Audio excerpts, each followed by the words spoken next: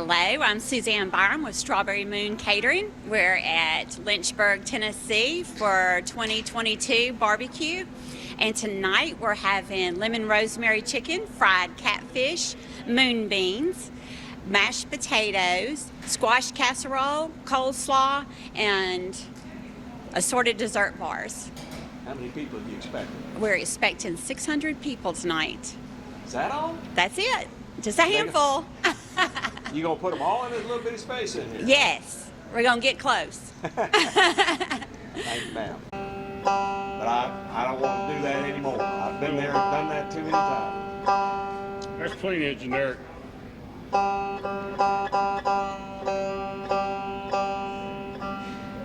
I can't play for you out of tune. All my buddies will hear it.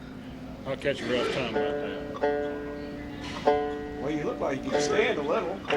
I can. All banjo players have to be thick-skinned.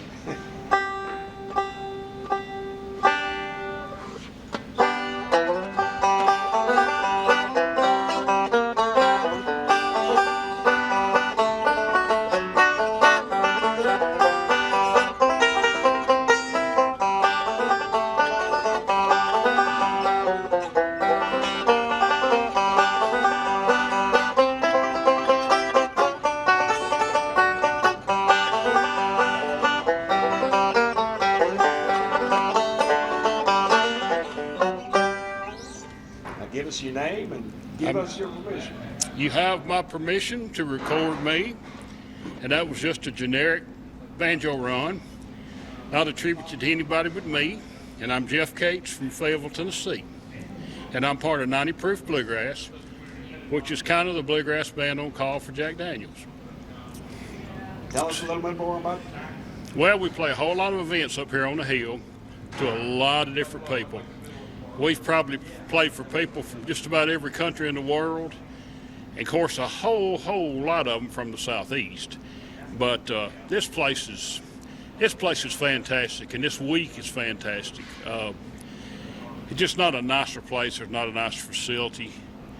It's a cool place for a banjo player to get to come. It really is. It's just I don't know. There's a feeling this week with the music and the fellowship. I mean, there's so many fine people here. We've met New York City firemen. We've met people in the alcohol business. We've met people in the music industry. I mean, we met 9/11 firemen up here one year, and you talk about a special bunch of guys. They were a special bunch of guys. It's just, and we're looking forward to this show. He's a very good performer. We heard this guy last year, and he's really good, really good. But guys I play with are just fantastic guys to be around. Of course, the mandolin player is my little brother. I have to put up with him. We have Larry Gross on fiddle, Timmy Blankenship on guitar, Lauren Wild on bass, Tyler Anderson on dobro. Most of these boys, we watched them grow up. We watched them learn to play music. We're twice their age for the most part, so these young guys, me and Timmy and Larry here are kind of the veterans in the bunch. And then Lauren is a transplanted Canadian who is as fine a bass player as I have ever played with. He is very good. 4-string? 5-string. He's playing a 5-string bass. He sure is. He's playing a headless 5-string bass.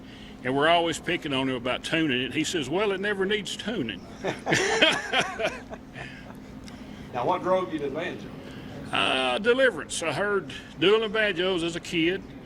That would have been, I might have been 13, 14 years old. And I'd already seen the Beverly Hillbillies. And, of course, I saw them play. And actually, the Beverly Hillbillies with Flatt and Scruggs, most banjo players of my generation, that was their first exposure to the banjo. But then I veered off, and I played electric guitar for several years and played blues, which I still love blues.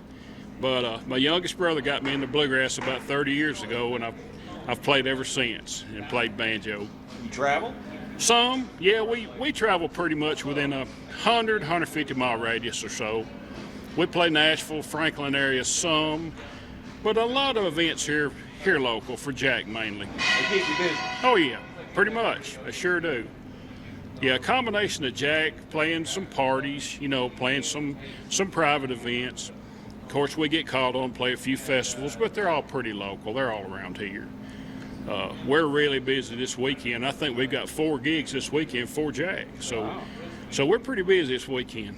Now, what do you do to pay your bills? I'm a welder. I own a welding shop. I'm trying my best to retire, actually, but it ain't happened yet. What kind of welding do you do? I'm actually a stainless and aluminum guy. I do a lot of TIG Wow. welding, a lot of stainless, a lot of aluminum. I've got stuff in space and I've got stuff in mines.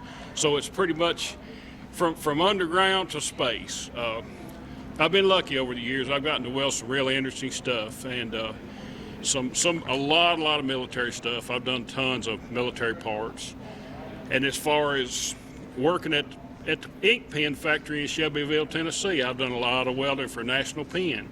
So you know, I mean, Larry and I work together a lot. So it's kind of like brothers working together. We don't fight like brothers, but kind of like brothers working together.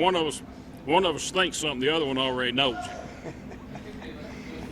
And we both grew up in the trade. Larry's a machinist and a welder, and I'm a welder and sort of a halfway machinist, but we think alike, so we work well together. Now, Timmy, the guitar player, ain't nobody work with him.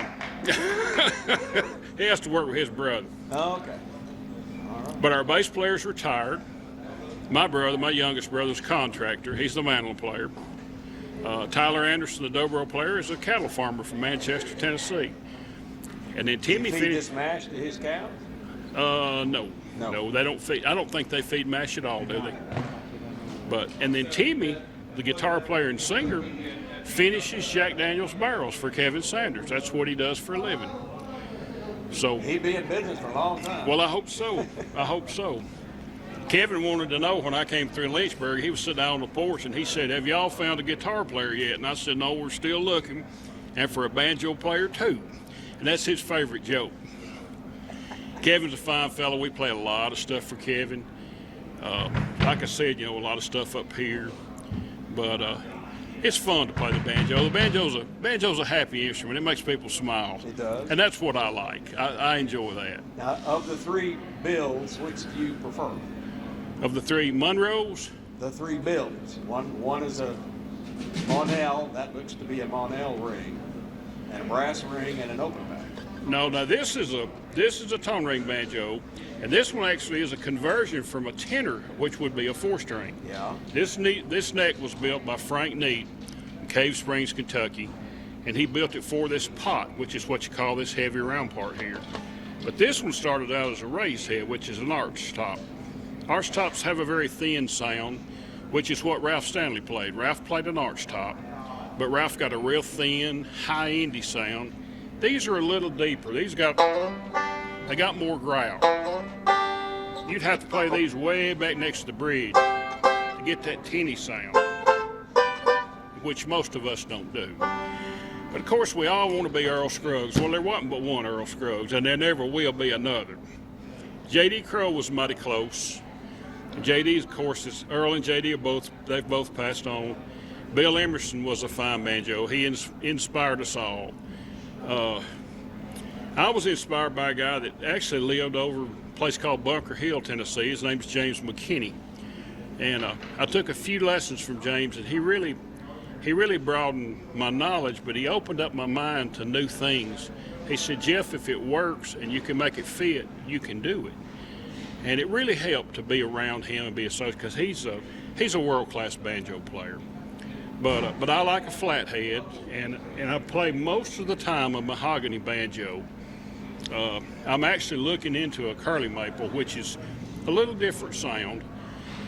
Seems the mahoganies might be a little softer. The curly maples have got a little more bite. But there's so many factors in a banjo. I mean, so much of it is set up. This head can be tightened, so some people like a loose head for a more thunky, sort of a throaty sound. Some people like crack, and that's me. I like that banjo I want that banjo to crack. I want it to have that bite and crack, which, you know, that's what I like. And that's the thing about a banjo. They're so personal and they're so easy to change the sound. You change the neck material, the sound will change. You change the tone rings, and there's 24 good tone ring makers.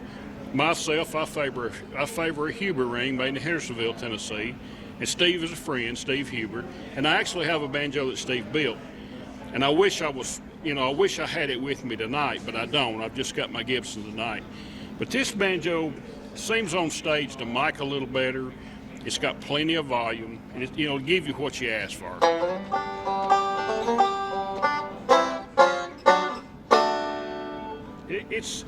It's got it. I mean, it really does. Anything else you want to leave with us this evening? Other than welcome to Lynchburg, everybody. It's so good to have everybody here. Everybody has a good time this week. I want everybody to have a good time this week. Hope they enjoy our music. We'll do the best we can. And we thank y'all. Thank you, guys.